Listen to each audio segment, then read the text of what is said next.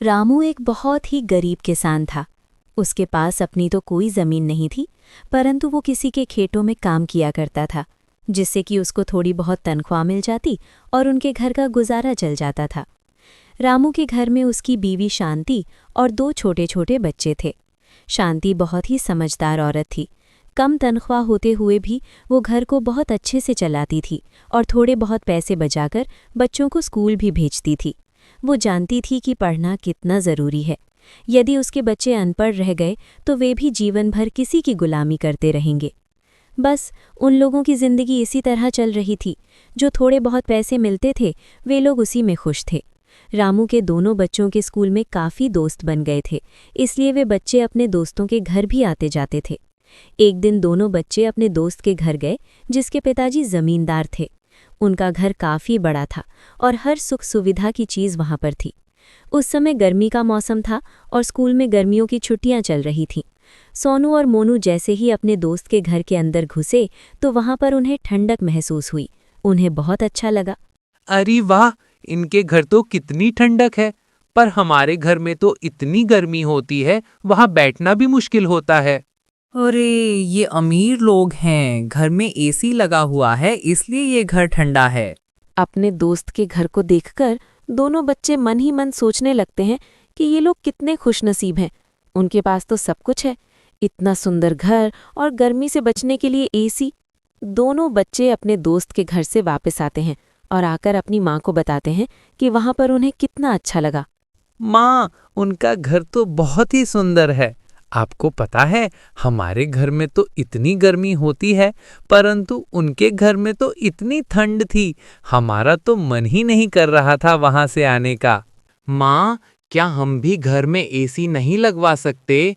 हमें कितनी सड़ी गर्मी में यहाँ रहना पड़ता है। अरे बेटा, ऐसा नहीं कहते। वो लोग अमीर हैं, तुम्हारे पिताजी एक गरीब किसान हैं।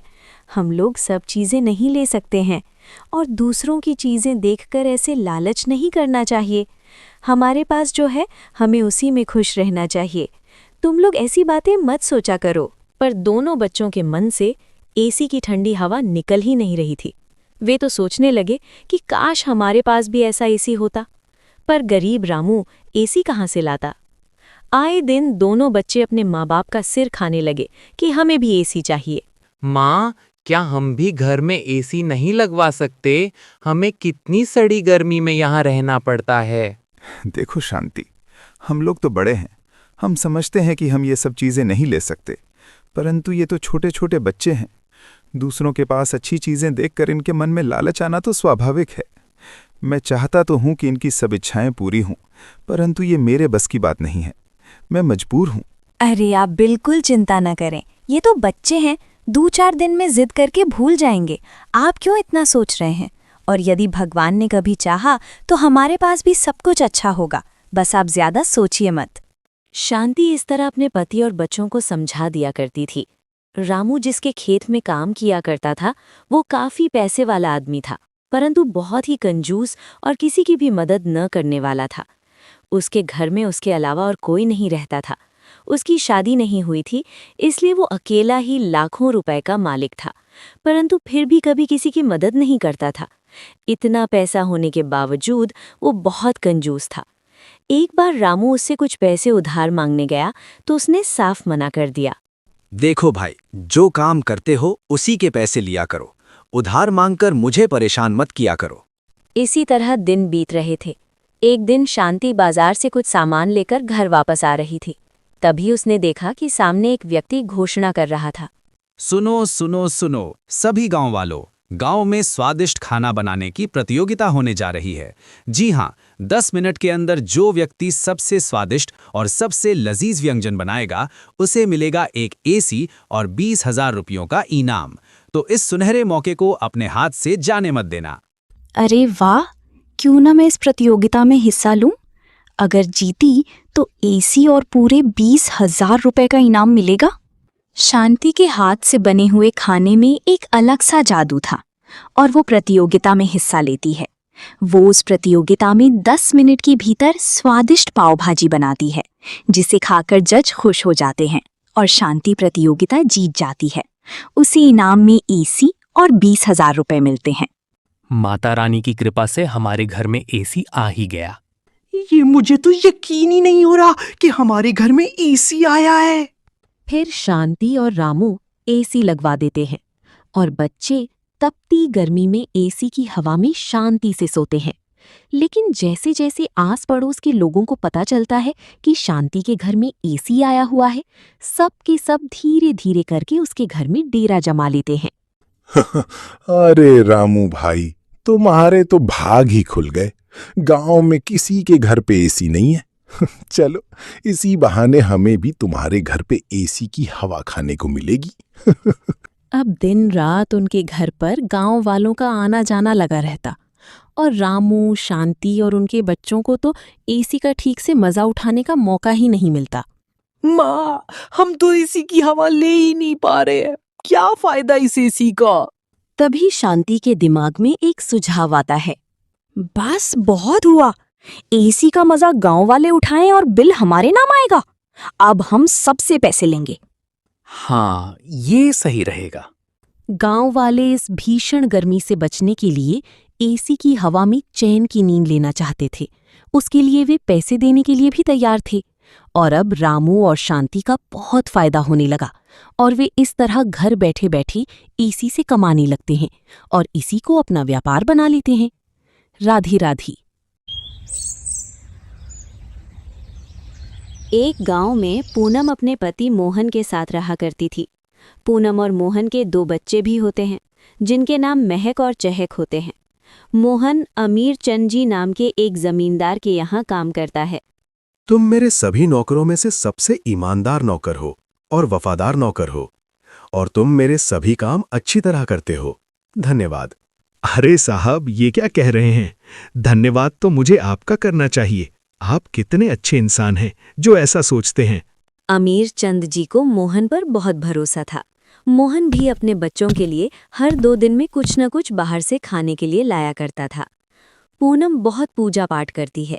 वो हर मंगलवार को पूड़ी सब्जी बनाकर गांव के भव्य मंदिर में भोग लगाती है और उसके बाद सभी भक्तों में वो प्रसाद बांटा जाता है। बिटिया पूनम, तुम्हारे हाथ की पूड़ी सब्जी सभी को बहुत पसंद आती है। तुम बिटिया हर हफ्ते ही बहुत सारा भोग बनाकर लाती हो और ज़रूरतमंद लोगों को भी बांटती हो।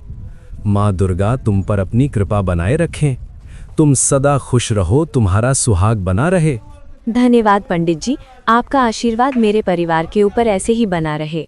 इस तरह दोनों की जिंदगी खुशहाल चल रही होती है। लेकिन फिर एक दिन अमीर चंद जी के घर से 10 लाख रुपए की चोरी हो जाती है। अमीर चंद जी बहुत घबरा जाते हैं। वे अपने सभी नौकरों को बुलाते हैं और सभी की तलाशी लेते हैं। तलाशी के दौरान उन्हें मोहन की थैले से 5 लाख रुपए मिलते हैं। ये देखकर अमीर चंद जी मोहन से कहते हैं, अरे मोहन, तुमने मेरा पैसा चुराया। 10 लाख के सिर्फ 5 लाख ही तुम्हारे पास है, बाकी के 5 लाख कहाँ हैं? अरे बेशरम, मैं तुम पर कितना विश्वास करता था। तुमने ऐसा क्यों किया? तुम्हें पैसों की जरूरत थी तो तुम मुझसे कह देते, लेकिन ऐसा नहीं करना चाहिए था। आज तुमने मेरा भरोसा तोड़ दिया। साहब, मैं कुछ नहीं जानता। मेरा यकीन मानिए, माता रानी की कसम, मैंने कोई चोरी नहीं की। मेरे थैले में ये रुपए कैसे आए मुझे नहीं पता। मुझ पर भरोसा कीजिए साहब, मैं आपके आगे हाथ जोड़ता हूं। अब तो तुझे सजा मिलकर ही रहेगी। तूने गुनाह किया है। जब पुलिस तुझसे पूछताछ करेगी तो बाकी के 5 लाख भी तेरे पास से निकल जाएंगे। इतना कहकर वो पुलिस को फोन लगा देता है और पुलिस बेगुनाह मोहन को जेल में डाल देती है। जब उसकी पत्नी पूनम को इस बात का पता चलता है तब वो फौरन पुलिस स्टेशन जाती है और अपने पति से कहती है, आप बिल्कुल भी चिंता मत कीजिए। मैं जानती हूँ आप निर्दोष हैं और देवी माँ भी जानती हैं। मैं वकील करूंगी और केस लड़ूंगी। मैं पूरी कोशिश करूंगी आपको बाहर निकालने की। अब कुछ नहीं हो सकता पूनम। तुम महक और चहक का ध्यान रखो। मेरी गलती क्या थी? मैंने तो हमेशा ईमानदारी से काम किया है। उसका ये सिला दिया है मेरी किस्मत ने। मैंने आपसे कहा ना, आपकी बीवी सब ठीक कर देगी। पूनम फिर मंदिर जाती है और अम्बे माँ से प्रार्थना करती है। अम्बे माँ, आप और मैं दोनों जानते हैं मोहन जी ऐसी गलती नहीं कर सकते और ऐसा घटिया काम वो कभी नहीं करेंगे। मुझे अपने पति को निर्दोष साबित करने में आपकी मदद चाहिए अम्बे माँ। अम्बे माँ, आपको मेरा साथ देना होगा। पूनम वकील हायर करने जाती है, तभी वो कुछ सोचने लगती है। अम्बे माँ, मैंने तो सोचा ही नहीं, वकील हायर करने के लिए भी पैसे चाहिए, उसका भी इंतजाम करना होगा। तभी वहाँ महक और चहक अपनी गुल्लक लेकर आती हैं। अपनी मासूम हाथों से अपनी माँ को देते हुए कहती हैं, ये हमारी गुल्लक है, आप इसमें से सारे पैसे ले लो माँ। हम जानते हैं पापा बेगुनाह हैं, आप ये पैसे ले लो और पापा को जेल से घर ले आओ। अपने बच्चों की बातें सुनकर पूनम भावुक हो जाती है। पूनम दोनों बच्चों से कहती है, मेरे बच्चों, तुम्हारे पापा को कुछ नहीं होगा, पापा जल्दी घर आ जाएंगे। वो पैसा जुटाने के लिए बहुत चिंतित होती है और वो कई सारे लोगों से पैसों के लिए मदद मांगती है, लेकिन कोई उसकी मदद नहीं करता। वो हार कर एक पेड़ के नीचे बैठती है। तब उसके मन में एक विचार आता है, अम्बे माँ की कृपा से मैं पूरी सब्जी बनाकर मंदिर में भोग लगाती हूँ और सबको अच्छी भी लगती है। क्यों ना मैं सब्जी पूरी का एक ठेला लगा लूँ और उसे बेचकर जो पैसे आएंगे उसी से मैं वकील हायर कर लूँगी। हाँ, यही सही रहेगा, ऐसा करके ही मैं उन्हें बचा सकती हूँ। फिर वो ठेला लगाने लगती है। पूनम ने पूरी सब्जी का ठेला लगाया ही था और थोड़ी ही देर में उसके ठेले पर काफ़ी भीड़ हो जाती है। सभी ग्राहक पूनम के हाथों की पूरी सब्जी की तारीफ करते नहीं थकते, वे बड़ी चाव से खाते हैं। पूनम बहन, एकदम लाजवाब बनी है पूरी सब्जी। हाँ, तुम्हारे हाथ में तो जादू है भाई, साक्षात अन्नपूर्णा की कृपा है तुम पर।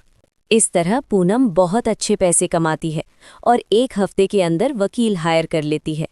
इधर सेठ अमीरचंद को याद आता है कि मैंने तो घर में कैमरा लगवाया हुआ है। तभी वो सीसीटीवी फुटेज देखता है। तब मालूम पड़ता है कि चोरी तो दूसरे नौकर रामलाल ने की है। रामलाल ने 5 लाख रुपए ले लिए और 5 लाख मोहन के थैले में डाल दिए। ये सब देखने के बाद अमीरचंद मोहन को जेल से छुड़वा कर ले आता है और पूनम से कहता है, मोहन और भाभी जी, मुझे माफ कर दीजिए, मुझसे बहुत बड़ी गलती हो गई। मैंने अपने सबसे वफादार नौकर पर चोरी का इल्जाम लगाया और उसे जेल पहुंचा दिया। कृपया मुझे माफ कर दीजिए। फिर अमीरचंद जी और मोहन फिर से दोनों काम करने लगते हैं। पूनम भी पूरी सब्जी का ठेला बराबर चलाती है। इस तरह दोनों मिलकर खूब प्रगति करते हैं। पालमपुर गांव में रहने वाली करुणा की शादी को लगभग 8 साल ही हुए थे जब उसका पति उसे और उसकी बच्ची को छोड़कर इस दुनिया से चला गया। घर की जिम्मेदारी अब करुणा पर आ गई। उसकी एक 8 साल की बेटी राधा, बिन बाप की बच्ची को उसने बड़े लाड प्यार से पाला था। वो बड़ी दयालु थी। उससे जितना बन पाता उससे वो गरीबों को कुछ न कुछ दान पुण्य करती रहती थी। वो लोगों के घरों में काम करके अपनी बच्ची का पालन पोषण करती है। जब भी छुट्टी वाला दिन होता तो करुणा अपने हाथों से मोमोज बनाकर राधा को खिलाती। एक रोज, वाह माँ, ये मोमोज तो बहुत ही अच्छे बने हैं, तुम्हारे हाथों में तो जादू है। मोमोज की खुशबू सूंघकर अब आस पड़ोस के और भी बच्चे वहाँ आ जाते हैं। काकी, हमें भी दो ना मोमोज। हाँ काकी, हमें भी खाने हैं। अच्छा, तो तुम दोनों यहाँ बैठ जाओ, मैं अभी मोमोज देती हूँ। करुणा ने उन दोनों बच्चों को भी मोमोज दिए। वो बच्चे भी स्वादिष्ट मोमोज खाकर बहुत खुश हुए। फिर राधा बोली, माँ, आप तो अपनी मोमोज की दुकान ही खोल लो, देखना खूब बिक्री होगी और थोड़ी दाम कम रखना, तो देखना खूब सारे लोग आएंगे खाने। राधा की वही बात करुणा को जच गई और उसने हवेली का काम छोड़कर एक ठेला खरीद लिया और उसमें मोमोज बनाकर बेचने लगी।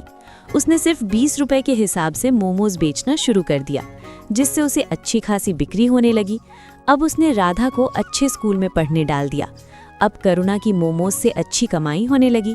ऐसे ही वक्त गुजरा, करुणा बूढ़ी हो गई। राधा ने कॉलेज की पढ़ाई पूरी कर ली।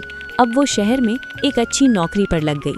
करुणा को लगा कि अब उसके अच्छे दिन शुरू होंगे, लेकिन राधा को अपने ही ऑफिस में काम करने वाले लड़के मेहर से प्यार हो गया और 2 महीने के अंदर ही सबकी रजामंदी से उनकी शादी हो गई।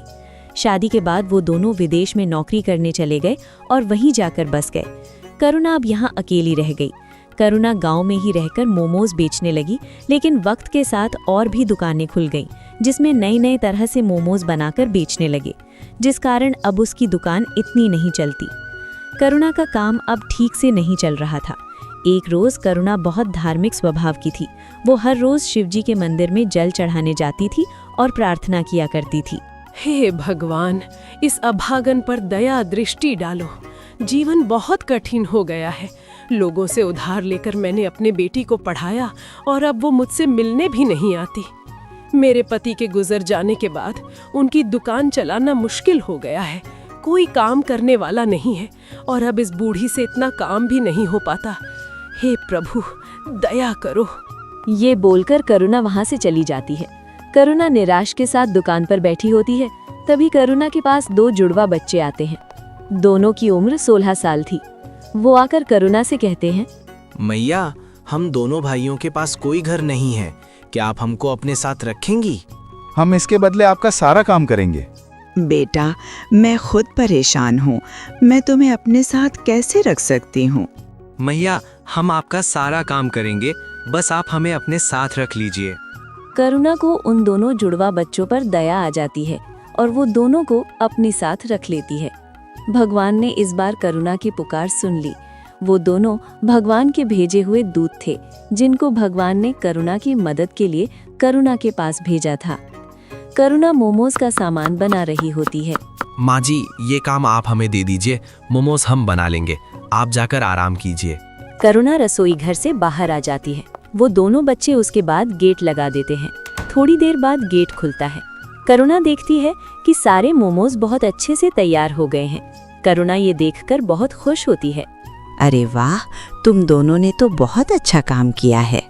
फिर करुणा उन दोनों बच्चों के साथ अपनी मोमोज की दुकान खोलती है और मोमोज बेचने लगती है। आइए आइए, स्वादिष्ट और मजेदार मोमोज खाइए और अपने घर भी ले जाइए। आइए आइए। आज करुणा के मोमोज में से ऐसी खुशबू आ रही थी जैसी कभी नहीं आई। पूरे बाजार के लोग मोमोज की खुशबू से आकर्षित होकर करुणा की दुकान पर आने लगे और देखते ही देखते करुणा की दुकान पर भीड़ लग जाती है। अरे, 1 प्लेट मोमोज देला? मुझे भी दे दो 1 प्लेट। अरे वाह वाह वाह, इतने स्वादिष्ट मोमोज तो मैंने आज तक कभी नहीं खाए। वाह वाह वाह। करुणा लोगों की ये सारी बातें सुनकर काफी खुश होती है। देखते ही देखते उसके सारे मोमोज बिक जाते हैं। आज तो बहुत अच्छी कमाई हो गई। अगर ऐसे ही मेरे मोमोज बिकने लगेंगे तो मेरा सारा कर्ज उतर जाएगा। दोनों बच्चे अब करुणा को कोई काम नहीं करने देते। दोनों मोमोज बनाते और करुणा के साथ उन्हें बेचने भी जाते। उन दोनों के बनाए मोमोज में ऐसा स्वाद था कि हर कोई उंगलियां चाटता रह जाता। एक रात की बात है, वो दोनों बच्चे रसोई घर का दरवाजा बंद करके मोमोज बना रहे थे। कमाल है, हर रोज ये दोनों रसोई घर बंद करके मोमोज क्यों बनाते हैं? आज देखती हूँ ये ऐसा करते क्या है। करुणा चुपके से जाकर खिड़की में से झांकती है। वो देखती है कि उन दोनों जुड़वा बच्चों के हाथ में से चमत्कारी शक्तियाँ निकलती हैं, जिससे मोमोज अपने आप बनते हैं। ये जादू देखकर करुणा दंग रह जाती है। वो तुरंत उन दोनों के पास जाती है। दरवाजा खोलो। जी माँ जी। तुम लोग कौन हो? मैंने सब देख लिया खिड़की में से, जल्दी बताओ। डरिए मत, हम आपको कोई नुकसान पहुंचाने नहीं आए हैं, बल्कि हम तो आपकी मदद करने आए हैं। हम भगवान के दूत हैं, हमें शिवजी ने आपकी मदद के लिए भेजा है। क्या सच में शिव भगवान ने आपको मेरी मदद के लिए भेजा है? हाँ माँ जी, आपकी परेशानी भगवान ने सुन ली और हमें आपकी मदद के लिए ही भेजा है। करुणा ये सब सुनकर बहुत खुश होती है। अब इसके बाद दोनों फरिश्तों के जादू से करुणा के दिन अच्छे होने लगे। दोनों दूत रोज अपने जादू से मोमोज बनाते और करुणा उसे बेच आती। देखते ही देखते करुणा की दुकान चल पड़ी। लोग उसके मोमोज दूर दूर से खाने आते थे। ऐसा करते करते करुणा ने एक बड़ी मोमोज की दुकान खोल ली और धीरे धीरे उसने अपने सारे कर्ज भी चुका दिए। अब करुणा के पास धन की कोई कमी नहीं थी। एक दिन करुणा की बेटी राधा अपने पति के साथ वापस आ जाती है। माँ प्रणाम, देखो मैं आ गई। अरे राधा बेटी, तू आ गई? तुझे देखने के लिए तो ये आंखें तरस गई थीं। हाँ माँ, मुझे आपकी बहुत याद आ रही थी। मुझे आप माफ़ कर दो, मैं पागल हो गई थी जो आपसे मिलने नहीं आ रही थी। मेरी मति मारी गई थी, लेकिन अब मैं आ गई हूँ। अब आपको कोई परेशानी नहीं होगी। बेटा, मैंने तुमको माफ़ तो तभी कर दिया जब तुम मेरी आंखों के आगे आए। अब भगवान ने मुझे सारी खुशियाँ दे दी। अब मुझे कुछ नहीं चाहिए। चलो अब तुम घर में। क्या हुआ, मिली तिजोरी की चाबी? हाँ, ये रही। अब फटाफट इस बुढ़िया के सारे पैसे निकालो और चलो निकलते हैं यहाँ से। हाँ हाँ चलो। मेहर और राधा चुपके से जाकर तिजोरी खोलते हैं और वो तिजोरी में से सारा पैसा निकालकर अपने बैग में भर लेते हैं और वहाँ से भाग जाते हैं। भागते भागते वो गांव से बाहर निकल जाते हैं। तब वो थककर एक जगह आराम करने के लिए बैठते हैं। इतना सारा पैसा मैंने पहली बार देखा है। अब जरा बैग खोलकर दिखाओ तो, इसे जी भर कर देख तो लूं। मेहर जैसे ही पैसों का बैग खोलता है वो देखता है कि उसमें बस राख है। दोनों फरिश्तों के जादू से वो सारे पैसे राख में बदल गए थे। वो दोनों ये देखकर दंग रह जाते हैं। वो दोनों राख को टटोल टटोल कर देखते हैं पर पैसों का नामो निशान नहीं होता। अरे ये पैसे कहाँ गए? यहीं तो रखे थे। पैसे कहाँ गए समझ ही नहीं आ रहा है। तभी वहाँ पर दोनों जुड़वा बच्चे आ जाते हैं और वो दोनों राधा और मेहर पर जोर जोर से हंसने लगते हैं। अरे मूर्खों, कुछ नहीं मिलेगा उसमें। तुम्हारे मन में जब कालिख भरी है तो उसमें भी कालिख ही होगी ना। कैसी संतान है तू, अपनी माँ को लूटना चाहती है? तेरी माँ ने तेरे लिए इतना सब किया। ये जो मिला है ना तेरे को, ये तेरे कर्मों का फल है। और बिना माँ के तेरा जीवन भी इस राख के जैसा है, किसी भी कीमत का नहीं। अभी भी समय है, सुधर जा और जाकर अपनी माँ से माफी मांग ले। आप दोनों ने हमारी आंखें खोल दी। हम लोभ में अंधे हो गए थे। हम अब से गलती नहीं करेंगे, हमें माफ कर दो। फिर राधा और मेहर अपनी माँ के पास वापस चले जाते हैं और उसे सब सच बताकर माफी मांग लेते हैं। करुणा भी उनको माफ कर देती है। मैं तुम्हारा शुक्रिया कैसे करूं समझ नहीं आ रहा है। तुमने मेरी इतनी मदद की, इसके लिए धन्यवाद। अब मुझे सब कुछ मिल गया है। इसकी कोई जरूरत नहीं है माता, हमने कुछ नहीं किया। ये सब कुछ भगवान ने कराया है। अब आपका जीवन अच्छा हो गया है तो अब हमारा भी यहाँ से जाने का समय आ गया है। अब आप हमें जाने की अनुमति दें। ये बोलकर दोनों वहाँ से चले जाते हैं। अब करुणा का जीवन बहुत खुशहाल हो गया था। अब उसको किसी चीज़ की कमी नहीं थी। उसकी मोमोज की दुकान भी अच्छी चल रही थी। अब वो अपनी बेटी और जमाई के साथ अपना बाकी का जीवन खुशी खुशी बिताने लगती है।